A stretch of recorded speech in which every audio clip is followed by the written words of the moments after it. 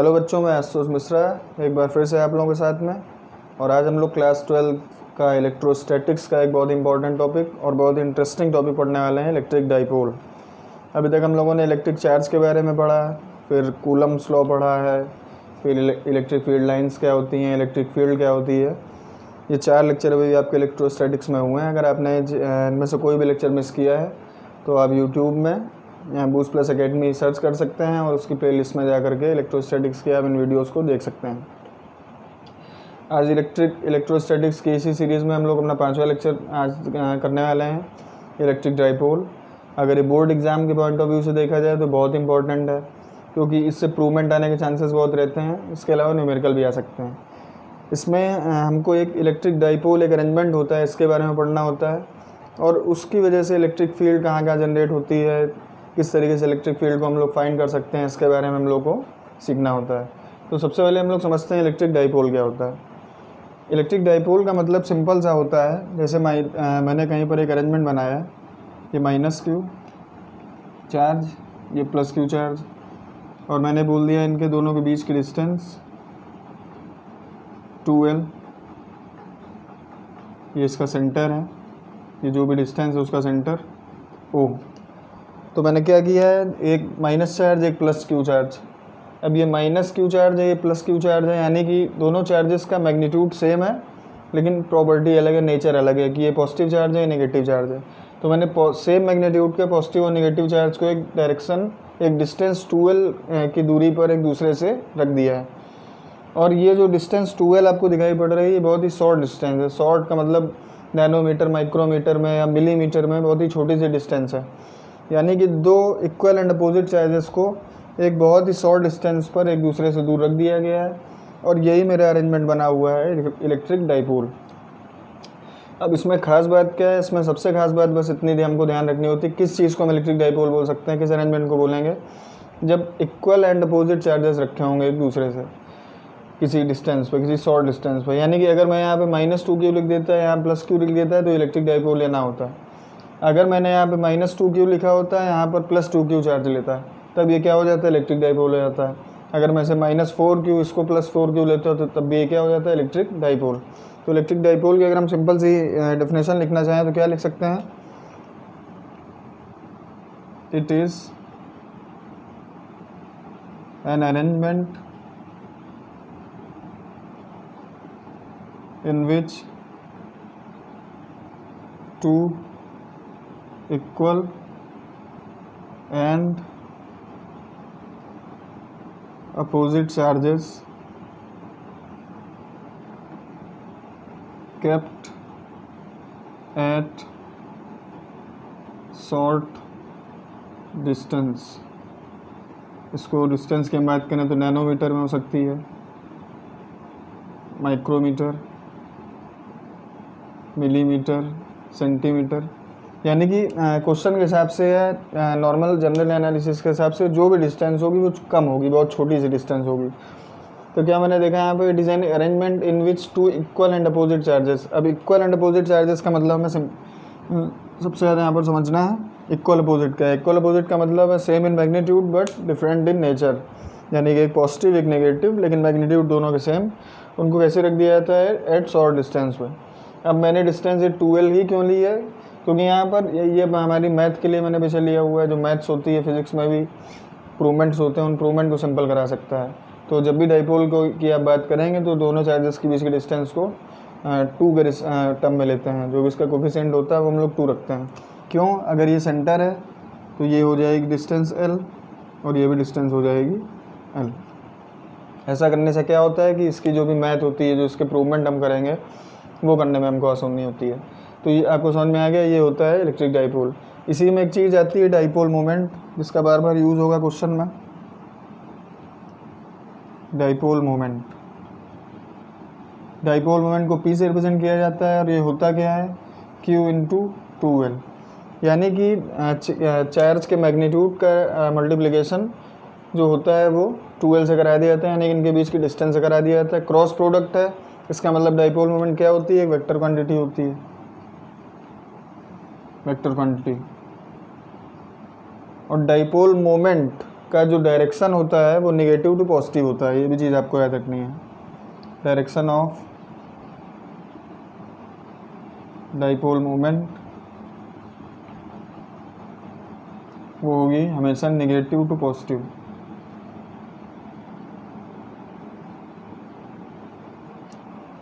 ठीक, ये सिंपल बात, बेसिक बात हो गई। हमको समझ में आ गई कि डाइपोल क्या होता है।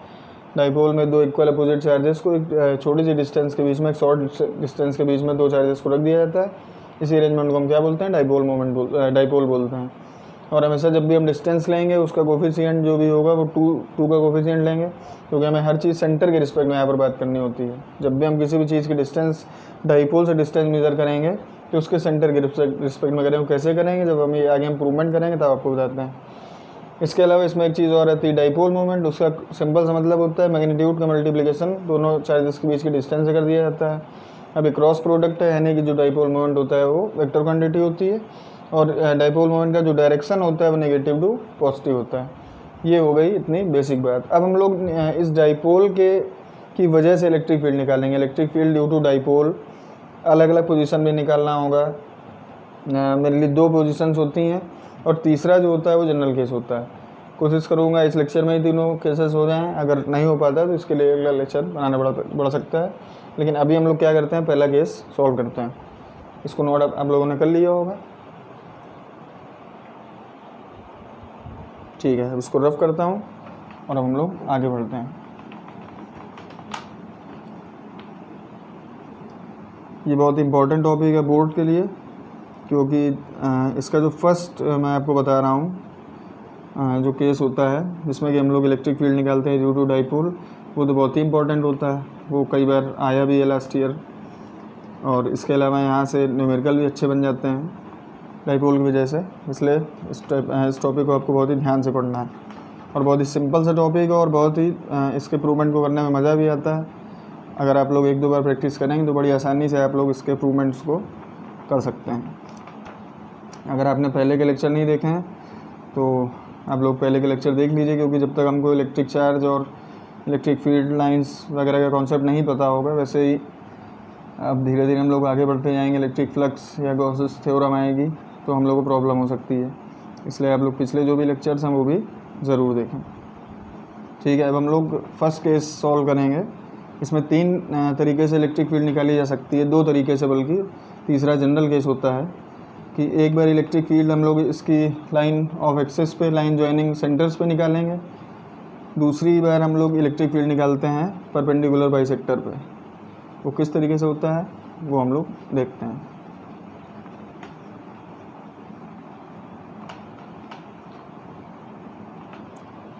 ठीक है, देखने दिख रहा है, ओके। तो हम लोग पहला केस सॉल्व करने जा रहे हैं। हम लोग electric field due to dipole निकालने जा रहे हैं। किस पोजीशन पे वो देखते हैं। ये केस 1 है। Electric field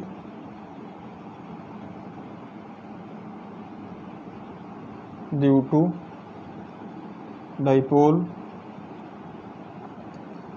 on line joining of centers of charges, line joining of center of charges, या इसी पोजीशन को हम एक्सियल पोजीशन भी बोलते हैं। मेन आपको इस टर्म को याद रखना है, एक्सियल पोजीशन, ये वर्ड इसको आपको याद रखना है। अब electric field due to dipole on line joining of centre of axes, centre of charges, मतलब एक चार्ज ये है माइनस क्यू,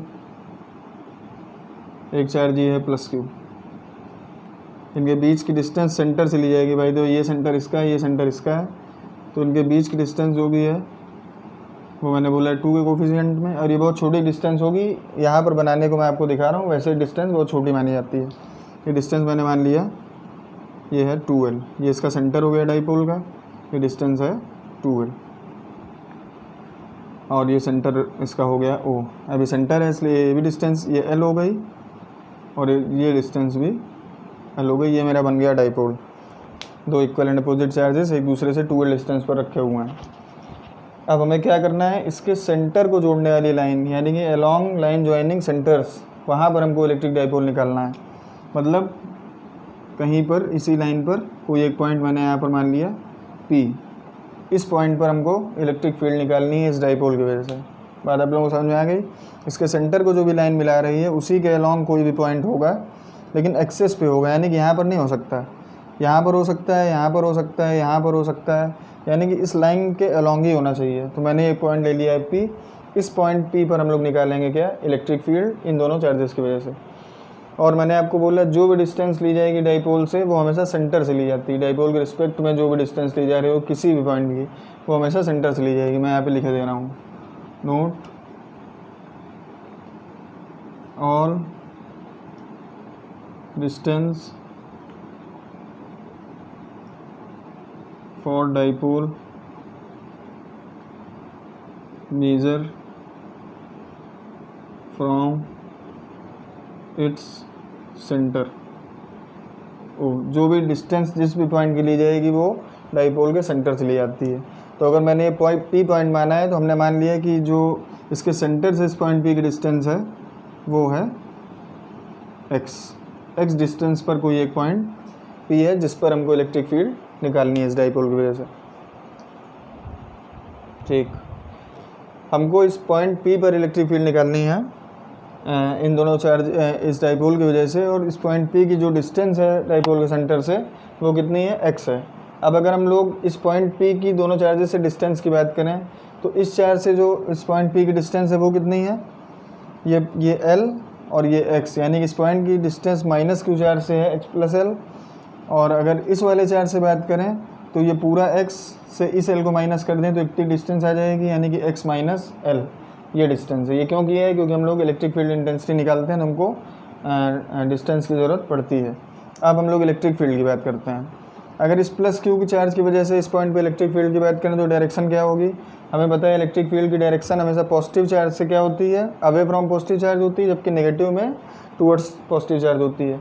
अब प्लस Q की वजह से जो इलेक्ट्रिक फील्ड होगी वो किधर डायरेक्शन होगी, इधर डायरेक्शन पे होगी, इस पॉइंट पर। ये मान लिया मैंने, इसको मान लिया 2, इसको मान लिया 1। तो जो electric field due to positive charge है E2, उसकी डायरेक्शन क्या होगी, अवे फ्रॉम चार्ज, जबकि इस वाले चार्ज के पीछे इसकी इलेक्ट्रिक फील्ड की डायरेक्शन क्या होगी, वो होगी कुछ इस तरीके से। और ये पॉइंट कौन सा है, 1, यानी कि E1। इतनी बात आपको समझ में आ गई।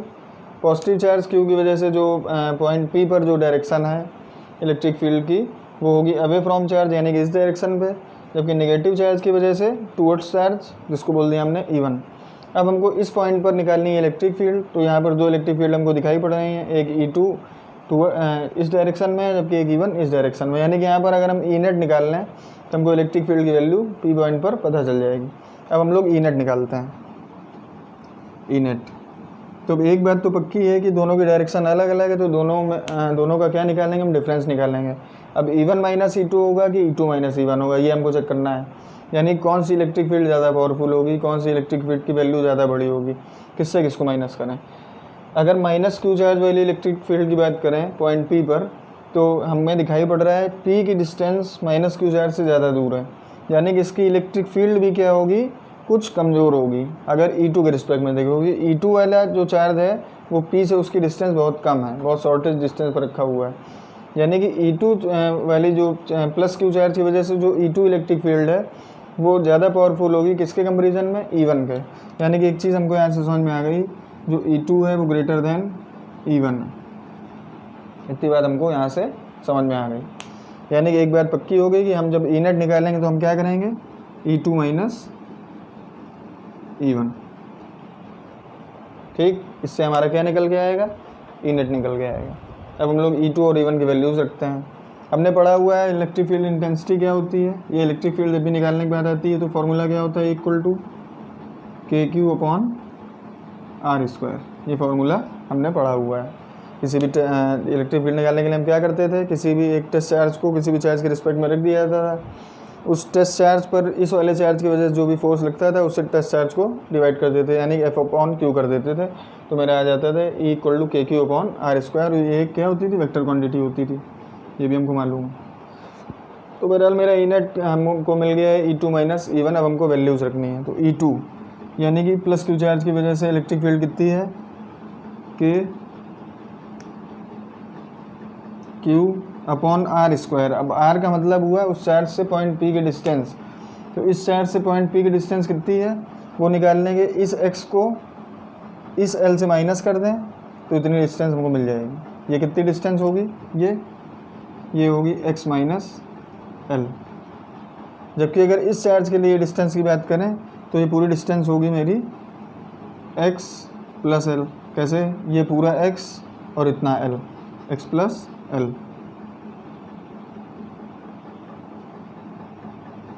ठीक, तो यानी कि E2 के लिए जो डिस्टेंस है, यानी कि सेकंड पोजीशन पे जो चार्ज प्लस क्यू रखा है उसकी डिस्टेंस पॉइंट P से कितनी है, x माइनस L का होल स्क्वायर। माइनस E1 के लिए कितना है, KQ upon x plus L का whole square, KQ upon x plus L का होल स्क्वायर। अब हमको इसी को सिंपली सॉल्व करना है। अब इसको सॉल्व करते हैं। KQ मैंने बाहर कर लिया, KQ बाहर कर लेंगे और इसको सॉल्व करेंगे तो क्या आएगा, 1 अपॉन x माइनस L का whole square minus 1 upon x plus L का होल स्क्वायर। एलसीएम लेते हैं तो क्या आएगा, KQ x प्लस L का whole square minus x minus L का whole square upon x minus L का होल स्क्वायर और x प्लस L का होल स्क्वायर। जब इन दोनों का एलसीएम लिया तो आया x प्लस L का whole square minus x minus L का whole square upon x minus L का whole square into x plus L का होल स्क्वायर। इसको पूरा सॉल्व करना है जैसे हम लोग नॉर्मल इक्वेशन को सॉल्व करते हैं। अब इसको हम सॉल्व कर रहे हैं, देख लो बोर्ड में। हम लोग इसको नॉर्मली सॉल्व करते हैं तो क्या आता है, KQ, इसके ब्रैकेट को ओपन करेंगे तो x square plus L square plus 2XL minus यह आया x square plus L square minus 2XL upon नीचे भी हमको दिखाई पड़ रहा है a माइनस बी का whole square a plus B का होल स्क्वायर, यानी कि इसको हम क्या लिख सकते हैं, a square minus B square का होल स्क्वायर, यानी कि ये हो गया x square minus L square का होल स्क्वायर। यहाँ तक बात समझ में आ गई आपके? कुछ नहीं किया, ब्रैकेट को ओपन किया है, x प्लस L का whole square a plus B का होल स्क्वायर लिखना है हमें, x square plus L square plus 2XL और x माइनस L का होल स्क्वायर क्या लिखा है, x square plus L square minus 2XL। अब यहाँ से हमको दिखाई पड़ रहा है जब ब्रैकेट को ओपन करेंगे तो ये प्लस का x स्क्वायर माइनस में कन्वर्ट हो जाएगा, ये प्लस का L स्क्वायर माइनस में कन्वर्ट हो जाएगा और ये माइनस का 2XL प्लस 2XL में कन्वर्ट हो जाएगा। तो वो मैं स्टेप यहीं पर डायरेक्ट लिख दे रहा हूँ। जब ब्रैकेट को ओपन करेंगे तो ये भी माइनस का हो जाएगा, ये भी माइनस का हो जाएगा और ये प्लस का हो जाएगा। अब क्या होगा, ये x स्क्वायर से x स्क्वायर कैंसिल हो गया, ये L स्क्वायर से L स्क्वायर कैंसिल हो गया, यानी कि मेरा टोटल आया गया KQ into 2XL upon x square minus L square का होल स्क्वायर। यहाँ तक बात आपको समझ में आ गई होगी, ठीक है। अब हमें क्या करना है, हमने जब भी हम डाइपोल का प्रूवमेंट कोई भी कर रहे होंगे तो हमको एक चीज़ क्लास में सबसे ढूंढनी होती है, डाइपोल मोमेंट। यानी कि हमने डाइपोल मोमेंट आपको क्या बताया था, P equal to Q into 2L। यानी कि जो भी प्रूवमेंट हमको लाना है वो P के टर्म में आना चाहिए। ये पूरी कोशिश हमारी होनी चाहिए कि डाइपोल की कंडीशन में डाइपोल मोमेंट जरूर आएगा। तो यहाँ पर भी हमको Q इंटू 2L पहले निकालना होगा। तो यहाँ Q इंटू 2L देखिए हमको दिखाई पड़ रहा है। अगर इस ऊपर वाले अरेंजमेंट को मैं थोड़ा सिस्टमेटिक लिखने की कोशिश करूँ, ये इधर लिख रहा हूँ, ये हो गया कि इस x को भी हटा दिया हमने और ये Q इंटू 2L इसको कर दिया एक साथ, ये Q इंटू 2L को एक साथ कर दिया, K इंटू x को एक साथ कर दिया। तो ये आ गया है x square minus L square का होल स्क्वायर, ठीक है, x square minus L square का होल स्क्वायर। अब एक चीज़ हमको और बताई गई है इसके डिफिनेशन में ही कि जो भी डाइपोल होता है उसके बीच की डिस्टेंस क्या होती है, बहुत कम होती है, बहुत शॉर्टेस्ट होती है। तो यहाँ पर हमको दिखाई पड़ रहा है कि हमने सीखा है कि जो भी 2L होता है वो कैसा होता है, बहुत शॉर्ट होता है। जब 2L बहुत शॉर्ट डिस्टेंस होती है तो L स्क्वायर तो बहुत और भी ज़्यादा शॉर्ट डिस्टेंस होगी, किससे, x के कंपेरिजन में। एक्स स्क्वायर कंपेरिजन में, यानी कि हम बोल सकते हैं L square tends to 0, L square को हम 0 बोल देते हैं। मतलब अगर by the way L square की वैल्यू 2 सेंटीमीटर होती, यानी कि 2 × 10⁻², अगर उसका स्क्वायर करते तो हमारी वैल्यू और भी छोटी आ जाती। तो मैं माने ले रहा हूँ कि जो एल की वैल्यू है, यानी कि डाइपोल के बीच की वैल्यू है, सेंटर की वैल्यू है, सेंटर डिस्टेंस की वैल्यू, उसको हम क्या बोल सकते हैं, एल स्क्वायर टेंस टू 0, यानी इसको 0 के इक्वल हम लिख देंगे। तो क्या मेरे पास आएगा, और ये क्या हो गया, Q × 12, ये हो गया P, यानी कि K × X × P अपॉन, जब ये 0 हो जाएगा, ये पूरा 0 हो गया, तो एक्स स्क्वायर का होल स्क्वायर कितना हो गया, x की पावर 4, ए एक्स से ये पावर ख़त्म हो जाएगी, तो मेरे पास आ जाएगा KP अपॉन एक्स क्यूब, हाँ ठीक है, KP अपॉन एक्स क्यूब। और यही मेरी क्या हो गई, यही मेरी हो गई इलेक्ट्रिक फील्ड कहाँ पर, एक्सियल पोजीशन पर। और ये भी एक वेक्टर क्वांटिटी P भी होता है, तो हम इसको सीधे लिख सकते हैं KP अपॉन एक्स क्यूब। ये मेरा एक्सियल पोजीशन पे इलेक्ट्रिक फील्ड आ गया है। एक बार इसको देख लीजिए, फिर मैं इसको दोबारा समझा देता हूँ।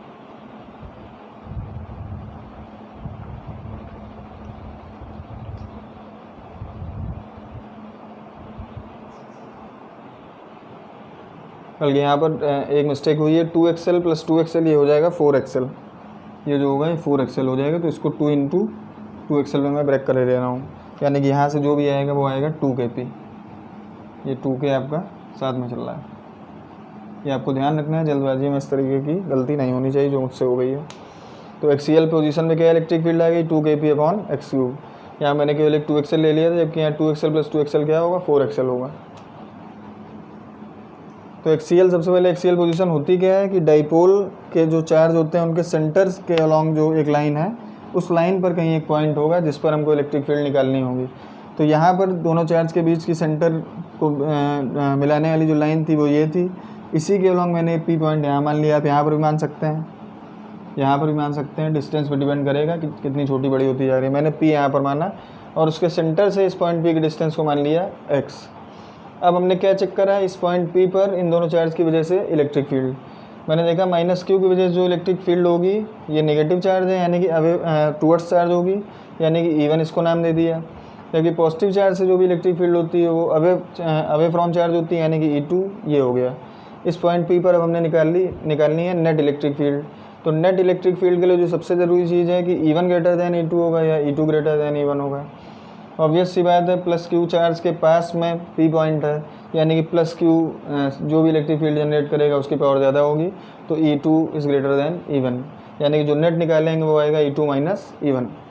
दूसरी बात, हमको फार्मूला पता होना चाहिए इलेक्ट्रिक फील्ड इंटेंसिटी का, इलेक्ट्रिक फील्ड का, वो होता है KQ अपॉन R²। अब वैल्यूज़ को रखना है KQ अपॉन R², यानी कि E2, यानी कि +Q चार्ज की डिस्टेंस P से। अब ये पूरी डिस्टेंस थी x, ये डिस्टेंस थी l, तो इतनी डिस्टेंस आ गई x - l, ये रख दिया मैंने। -E1 -Q चार्ज की डिस्टेंस, ये पूरी डिस्टेंस थी x, इतनी डिस्टेंस थी l, यानी कि l + ये x, यानी कि पूरी डिस्टेंस कितनी आ गई, x + l। अब इसको सिंपली सॉल्व करना है, KQ कॉमन ले लिया। जब LCM लेंगे तो मेरा लास्ट में आएगा 2KXQ × 2L upon x² - l² का होल स्क्वायर। अब हमको ऑलरेडी पता है कि जो हमारे चार्जेस के बीच की डिस्टेंस किसी भी डाइपोल में होती है बहुत छोटी होती है, और किसी छोटी चीज़ का स्क्वायर कर देंगे तो और भी क्या हो जाएगी, वैल्यू छोटी हो जाएगी। तो हम मान के चल रहे हैं कि L² की वैल्यू x² कंपेरिजन में बहुत ज़्यादा छोटी होगी, इसलिए L² टेंस टू हमने 0 कर दिया। जब L की वैल्यू यहाँ पर 0 करेंगे तो आएगा 2K × x × P upon x की पावर 4, x की एक पावर कैंसिल हो जाएगी और 2KP अपॉन x³ आ जाएगा। यही मेरी इलेक्ट्रिक फील्ड है at point P due to electric dipole 2KP upon x³। और ये वेक्टर क्वांटिटी होता है, इसलिए इसका वेक्टर फॉर्म भी सिंपल है कि E vector equal to 2KP vector upon x³। तो ये मेरा हो गया प्रूवमेंट। तो आज के लेक्चर में हमने देखा है एक्सियल पोजीशन। तो नेक्स्ट लेक्चर होगा उसमें हम लोग परपेंडिकुलर बाइसेक्टर पे बात करेंगे। वहाँ पर किस तरीके से बात हो रही होगी, वहाँ पे ऐसे होगी, ये -Q, ये +Q, ये लाइन, ये इसका सेंटर। अब की बार हम लोग इस डायरेक्शन में निकालेंगे परपेंडिकुलर बाइसेक्टर, यानी कि यहाँ पर अब की बार ये x डिस्टेंस पे दिया जाएगा। और एक दूसरा केस साथ में करेंगे, जनरल केस, कि अभी लाइन ज्वाइनिंग की बात करी, फिर परपेंडिकुलर की बात करेंगे। अब किसी भी पॉइंट पे दिया सकता है, यहाँ पर दिया सकता है, किसी भी एंगल पे, यहाँ पर हो सकता है दिया जा सकता हो, ये भी कोई एंगल होगा, यानी कि एक जनरल केस कि हम लोग किसी भी पॉइंट पर इलेक्ट्रिक फील्ड निकाल सकते हैं। तो इसको देखिए, इसका जो भी नोट्स होगा वो तीनों केसेस ख़त्म होने के बाद मैं अपलोड करूँगा। इसको समझिए, बहुत ही सिंपल सा, बहुत ही इंटरेस्टिंग इसका प्रूवमेंट होता है और बहुत ही ईजी भी है। अगर आप लोगों को आ जाए, 2-4 बार प्रैक्टिस करेंगे। वीडियो को लाइक करिए, शेयर करिए। Thank you very much.